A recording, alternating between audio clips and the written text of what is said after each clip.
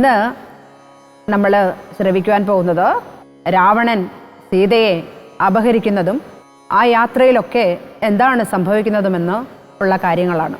ജാനകി അതു കെട്ടു കണ്ണുനീർ തൂകി തൂകി മാനസേ വളർന്നൊരു ഖേദകോപങ്ങളോടും ലക്ഷ്മണൻ തന്നെ നോക്കി ചൊല്ലിനാളതു നേരം രക്ഷോജാതിയിലത്രേ നീയുമുണ്ടായേനൂനം ഭ്രാതൃനാശത്തിനത്രേ കാംക്ഷയാകുന്നു തവ ചേതസേ ദുഷ്ടാത്മാവേ.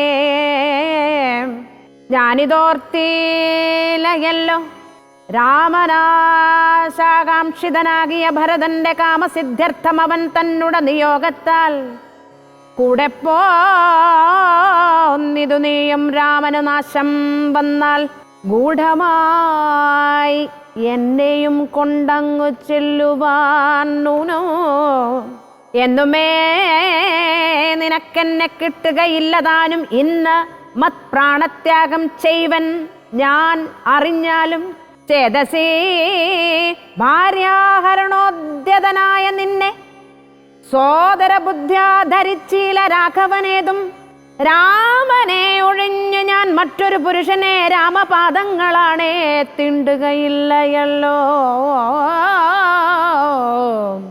ഇത്തരം വാക്ക് കേട്ട് സൗമിത്രി ചെവി രണ്ടും സത്വരം പൊത്തി പുനരവളോടുര ചെയ്താൻ നിനക്ക് നാശമടുത്തിരിക്കുന്നിതു ഭാരം എനിക്ക് നിരൂപിച്ചാൽ തടുത്തുകൂടാതാനോ ഇത്തരം ചൊല്ലിടുവാൻ തോന്നിയതെന്തേ ചണ്ഡി ദിഗ്ദിഗത്യന്തം ക്രൂരചിത്തം നാരികൾക്കെല്ലാം വനദേവതമാരെ പരിപാലിച്ചുകൊള്ളിൻ മനുവംശാദീശ്വര പത്നിയെ വഴി പോലെ ദേവിയെ ദേവകളെ ഭാരമേൽപ്പിച്ച് മന്ദം പൂർവജൻ തന്നെ കാൺമാൻ നടന്നു സൗമിത്രിയും. മാനിനെ പിടിക്കുവാൻ ശ്രീരാമൻ പോയി. പക്ഷേ മാനാകട്ടെ ദൂരേക്ക് ദൂരേക്ക് ദൂരേക്ക് ഓടിക്കൊണ്ടിരുന്നു. അതിൻ്റെ പുറകെ പോയി രാമൻ കുറേ ദൂരം ചെന്നപ്പോൾ അതിനെ പിടികിട്ടുകയില്ല എന്ന് കണ്ടിട്ട് രാമൻ അതിനെ ഒരമ്പ ചെയ്ത് വീഴ്ത്തി. അപ്പോൾ മാൻ പെട്ടെന്ന് ഒരു രാക്ഷസ വേഷത്തിൽ മറിഞ്ഞു വീണു. എന്നിട്ട് അവിടെ കിടന്നിട്ട് അയ്യോ ലക്ഷ്മണ എന്നെ രക്ഷിക്കണേ, അയ്യോ ലക്ഷ്മണ സീതേ എന്നെ രക്ഷിക്കണേ എന്നുറക്കെ ഉറക്കെ നിലവിളിച്ചു. ദയനീയമായ ശബ്ദം കേട്ട് സീത ലക്ഷ്മണനോട് പറയാണ്, നീ വേഗം ചെല്ലൂ, രാക്ഷസന്മാർ രാമനെ എന്തെങ്കിലും ചെയ്യുന്നതിന് മുൻപ് നീ പോയി രക്ഷിക്കൂ എന്ന് പറഞ്ഞു.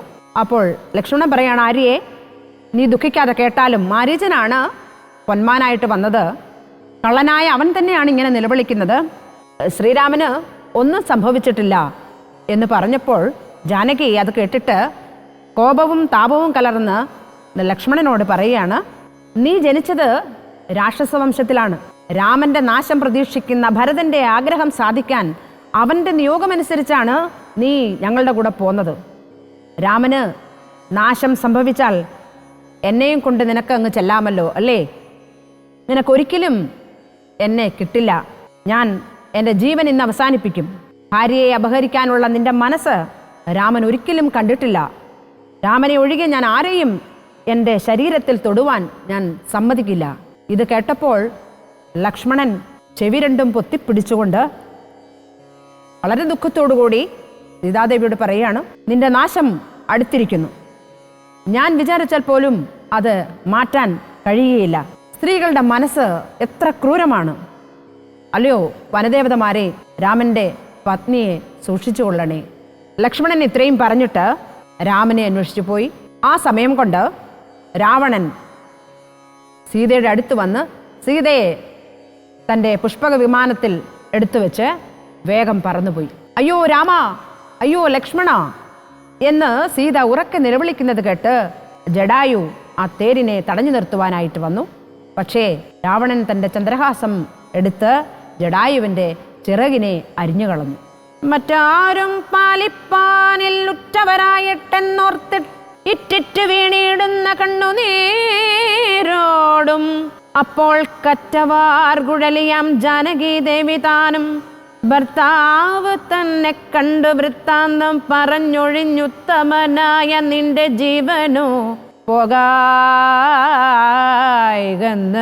പൃഥ്വീ പുത്രിയു വരം പത്രിരാജന് നൽകി പൃഥ്വീ മണ്ഡലം അകന്നാശു മേൽപോട്ടുപോയാൽ. അയ്യോ രാഘവ ജഗന്നായക ദയാനിധേ, നീ എന്നെ ഉപേക്ഷിച്ചതെന്ത് ഭർത്താവേ? നാഥ രക്ഷോനായകൻ എന്നെ കൊണ്ടിതാ പോയിടുന്നു. രക്ഷിതാവായിട്ടാരുമില്ലെനിക്കയ്യോ പാപം.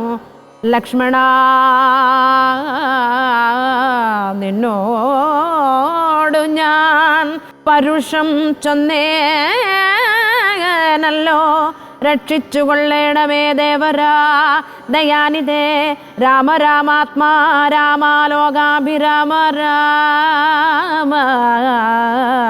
ഭൂമിദേവിയും എന്നെ വെടിഞ്ഞാളിതു കാലം പ്രാണവല്ലഭ.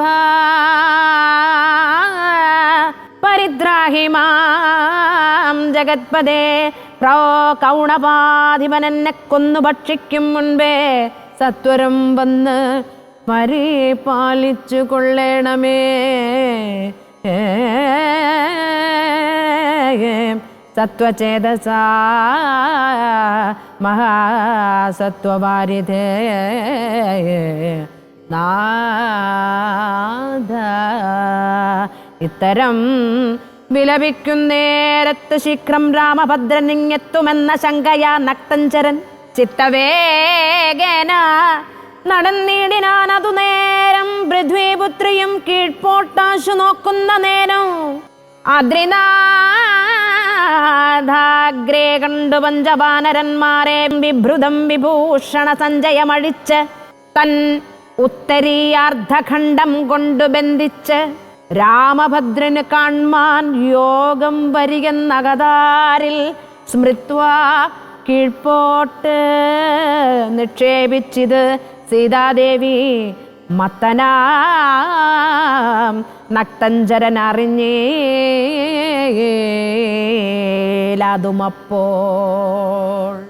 തൻ്റെ സംരക്ഷണത്തിന് ആരുമില്ലെന്നോർത്ത് കണ്ണുനീർ പൊഴിച്ചുകൊണ്ട് സീതാദേവി പറയുകയാണ്, എൻ്റെ ഭർത്താവിനെ കണ്ട് ഈ വൃത്താന്തമെല്ലാം അറിയിക്കുന്നത് വരെ നിന്റെ ജീവൻ പോവുകയില്ല എന്ന് ജടായുവിന് സീത വരം നൽകി ഭൂമണ്ഡലം വിട്ട് മേൽപോട്ടുയർന്നു. അയ്യോ രാഘവ ദയാനിധേ, നീ എന്നെ ഉപേക്ഷിച്ചത് എന്തിനാണ്? ലക്ഷ്മണ, നിന്നോട് ഞാൻ ക്രൂരമായി സംസാരിച്ചല്ലോ. ഭൂമിദേവിയും എന്നെ കൈവെടിഞ്ഞല്ലോ. രാക്ഷസ രാജാവായ ഇവൻ എന്നെ കൊന്നു തിന്നുന്നതിന് മുൻപ് എന്നെ രക്ഷിക്കണമേ. സീതയുടെ വിലാപം കേട്ട് രാമൻ പെട്ടെന്നെങ്ങാനും വന്നെത്തിയെങ്കിലോ എന്ന് പേടിച്ചിട്ട് രാവണൻ വായുവിൻ്റെ വേഗതയിൽ തൻ്റെ തേര് തെളിച്ചു.